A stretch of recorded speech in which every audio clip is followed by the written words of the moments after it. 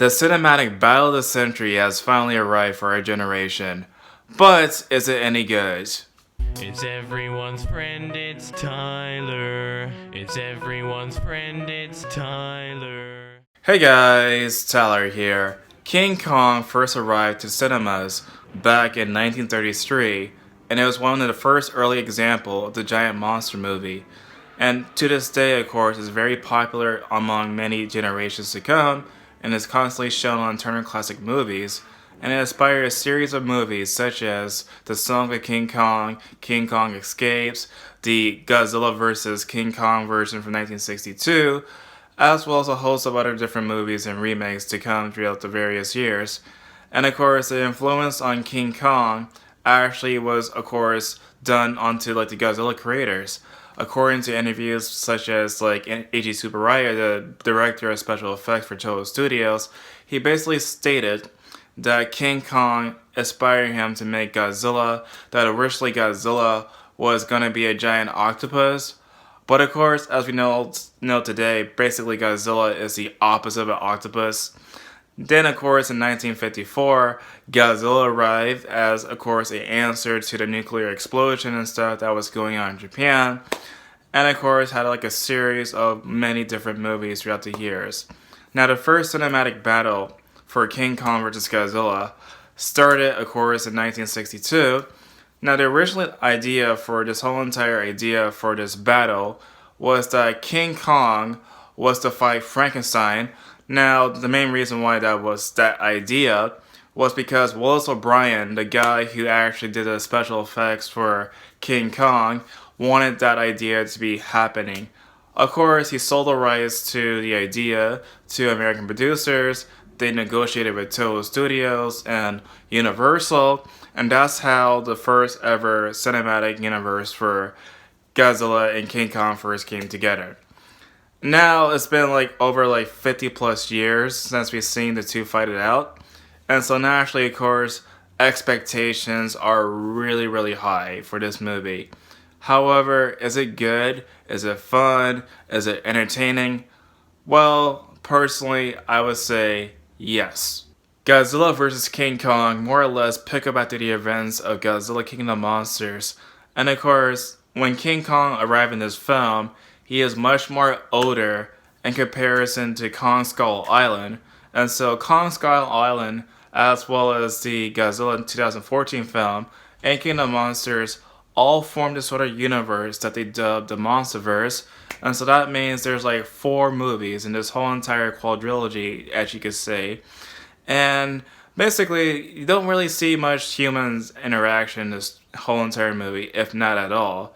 As a matter of fact, the most important thing about this whole entire movie is pretty much the spectacle. If you're coming to watch this movie expecting any more than, of course, like caring about the human characters, the humans in this movie are pretty much disposable. However, if you're coming to this movie expecting non-stop action between King Kong and Godzilla, this movie, my friend, is the movie for you. It's just action non-stop. And of course, I personally don't mind. Like most people, they try to criticize like these sort of monster movies for, having too much like action and less humans. Personally, when I see like a kaiju movie, my personal expectations is to see nothing but the monster fights. And so to me, when I keep seeing like Godzilla and King Kong just duking it all out, that, my friends, is fantastic. Now, the original 1962 film relied heavily on practical effects, and normally I would say I love practical effects, especially for the man in the suit, because I think it's like a dying art even right now in Japan, because I think that practical effects look really amazing in motion. However, the only thing I did not like about the 1962 film is basically how King Kong to me looked like an orangutan. Now, in this one, they rely heavily on CGI for the special effects, and pretty much the whole entire battle is, of course, Godzilla and Kong being CGI. And I have to say, they look really good in motion. The CGI is just phenomenal. Not only is the CGI to me is phenomenal, but another aspect that I really like about this movie is the cinematography. Now the cinematography is fantastic. You have like a lot of blues, a lot of different colors that reflect sci-fi. The whole entire fight in Hong Kong with the blues and everything looks absolutely stunning to look at. And so you will not be disappointed by the cinematography, and you will not be disappointed by how the monsters look in this one.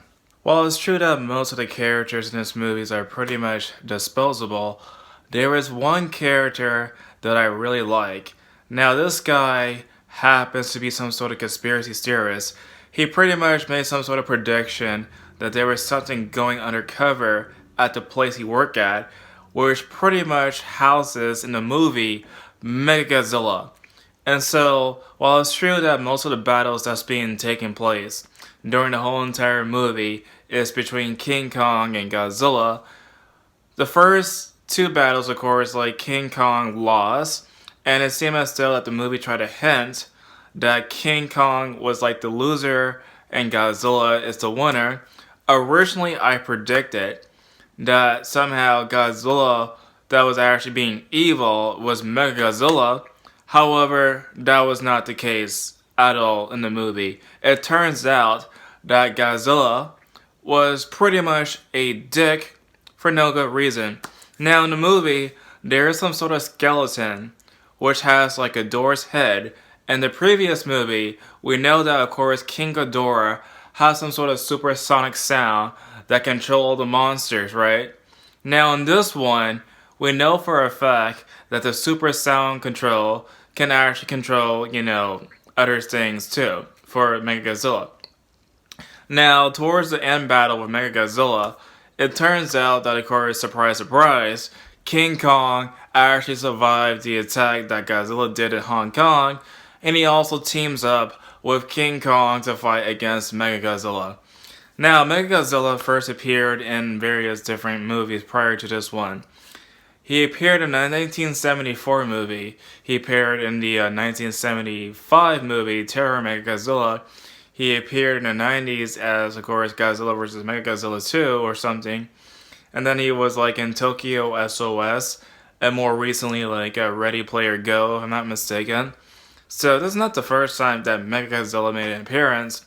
However, it's really interesting and really cool that during the first two battles, Godzilla and King Kong were actually the enemies, but towards the end of the movie, of course, they were actually, end up helping each other out against Mechagodzilla. When King Kong and Godzilla and Mechagodzilla are not fighting each other, we're also introduced to different sets of monsters that King Kong has to fight. Now this part where King Kong starts to fight against these other monsters get really, really gooey really fast. Like I heard that the director, of course, for this movie was the same one for movies that were like horror, right? And so there were like some parts in the movie that was like super gory that I did not expect. For example, when King Kong starts to, fight against one of the monsters, one of the skull crushers, whatever, it seemed as though that he just ripped open the head, he started to drink all the goo from the head, and I was not really expecting that. Another thing that I was not expecting was the big reveal for Mechagodzilla, where basically what happens is that there was like some sort of giant monster in the laboratory. Then Mechagodzilla starts to, go out and try to attack it. It got like the whole entire body for the monsters. It started blasting it, and then all that goo started to come out. I did not expect that. I really did not really expect that to happen, honestly. But those kind of moments were really fun to watch. I guess like one thing that I really appreciate, besides the whole entire cinematography and the monster fights, is just how good the CGI is. It really looks good. And of course, I find the whole entire experience to be really, really fun. Now the new composer for this movie is Junkie XL. Now, the previous score for King of the Monsters I really enjoyed, particularly because it incorporated old themes and new themes, and it just sounded fantastic when I was just watching it at some sort of theater or whatever. It was fantastic. I enjoyed the score a lot. This one is not that, I mean, it's not bad per se, but I kind of felt it was a bit underwhelming to me. It's kind of like the typical kind of Hollywood score that I probably hear for action movies. It's not that great. There's like no sort of like, Godzilla's theme at all in this movie. I guess there's some sort of hints of it that was inspired, but overall there's like no Godzilla's theme or whatever for this movie. So if you're gonna watch this movie and expecting the Godzilla score, I'm sorry, dude. It's like it doesn't have that, unfortunately. Overall, for pure entertainment value, I would give this movie a 4 out of 5. So what do you guys think about this movie? Please tell me in the comment section down below. And as always, I'll see you guys in the next video.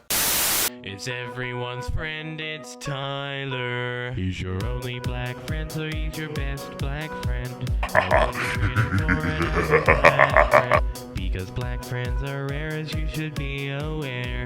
He smiles like Richard Pryor, so just sit and stare. It's everyone's friend, it's Tyler. It's everyone's friend, it's Tyler. It's everyone's friend, it's Tyler.